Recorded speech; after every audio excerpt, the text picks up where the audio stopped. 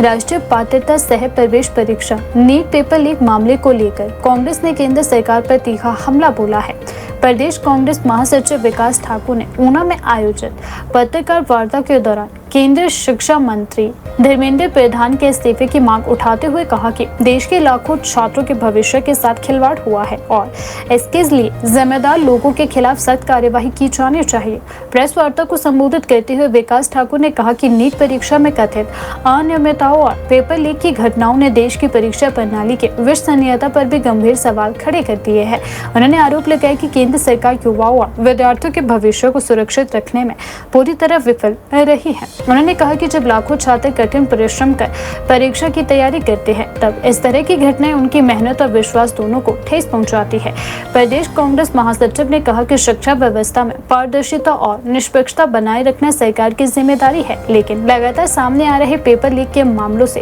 यह साबित हो रहा है कि व्यवस्था में गंभीर खामियां हैं। उन्होंने कहा कि इस पूरे मामले की निष्पक्ष और स्तरीय जांच होनी चाहिए ताकि दोषियों को कानून के दायरे में लाया जा सके। विकास ठाकुर ने कहा कि केंद्रीय शिक्षा मंत्री धर्मेंद्र प्रधान को नैतिक जिम्मेदारी लेते हुए अपने पद से इस्तीफा देना चाहिए। उन्होंने आरोप लगाया कि केंद्र सरकार युवाओं के मुद्दों पर संवेदनशील नहीं है और रोजगार तथा शिक्षा से जुड़े मामलों में लगातार असफल साबित हो रही है। आज पूरे भारतवर्ष में सबसे ज्वलंत मुद्दा है, उसको लेकर आज हम प्रदेश कांग्रेस कमेटी की तरफ से ये प्रेस वार्ता आज हम लोगों ने यहाँ पे आयोजित की है। आप सभी लोग जानते हैं कि NEET NEET national eligibility cum entrance test पूरे भारतवर्ष में होता है और तकरीबन 22 लाख के आसपास जो है वो युवा उसमें भाग लेते हैं और गरीब परिवारों से ज्यादातर संबंध रखते हैं, मिडिल क्लास फैमिलीज हैं और बहुत जद्दोजहद के बाद बहुत मुश्किल से लोन लेकर कोई पाई जोड़कर जो है वो अपने बच्चों को पढ़ाते हैं, लिखाते हैं और उन्हें उम्मीद होती है कि आने वाले समय में वो अपने पैरों पे खड़े होंगे और परिवार का भी नाम रोशन करेंगे और अपने आप भी जो है समाज में एक जगह प्राप्त करेंगे। और हिंदुस्तान में इस प्रकार के तकरीबन 3 या 4 टेस्ट अलग अलग श्रेणियों में होते हैं, चाहे वो यूपीएससी है, चाहे नीट है, चाहे जेईटी है। और पिछले कुछ समय से ऐसा देखा गया है कि एक बहुत बड़ा गिरोह जो है आज हमारी शिक्षा का जो पूरा तंत्र है उसको पूरे के एक बड़े गिरोह ने जो है वो हाईजैक कर लिया है। आप स्वयं काफी लोग अभिभावक भी होंगे, बच्चे भी होंगे और उन्होंने भी कोई ना कोई टेस्ट दिया होगा। आज माँ बाप की +2 के बाद सबसे बड़ी टेंशन होती है कि हमारा बच्चा आगे जाके करेगा क्या।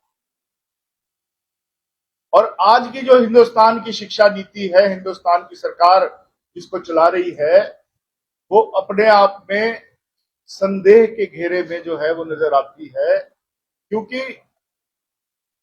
पिछले कुछ समय में जो सारा डेटा इकट्ठा किया गया कांग्रेस पार्टी द्वारा, हमारे माननीय नेता राहुल गांधी जी द्वारा,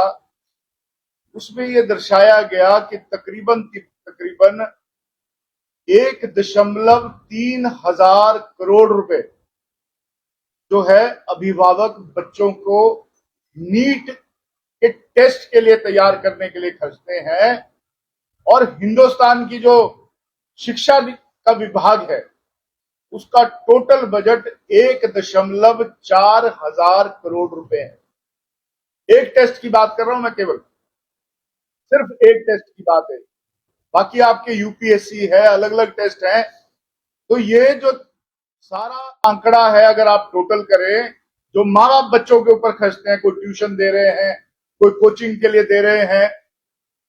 तो वो टोटल जो है खर्चा माँ बाप का, अगर आप इन टेस्टों का ही के लिए जो कोचिंग के लिए माँ बाप खर्च रहे हैं, वो आपका स्वास्थ्य विभाग, आपका शिक्षा विभाग, अगर इस सब का टोटल करें तो वो आंकड़ा उसको भी पार कर जाता है। आज की तारीख में बच्चों के ऊपर मानसिक तनाव इतना ज्यादा है क्योंकि आज केवल मात्र 2-4 श्रेणियां हैं जिसमें केवल मात्र बच्चे जो है वो भाग लेते हैं, पार्टिसिपेट करते हैं, और उनकी आकांक्षा होती है, इच्छा होती है कि हम, माँ बाप की भी इच्छा होती है कि डॉक्टर बने, कोई बोलता है आईएएस बने, आईपीएस बने, हमारे हिमाचल में एचपीएस है,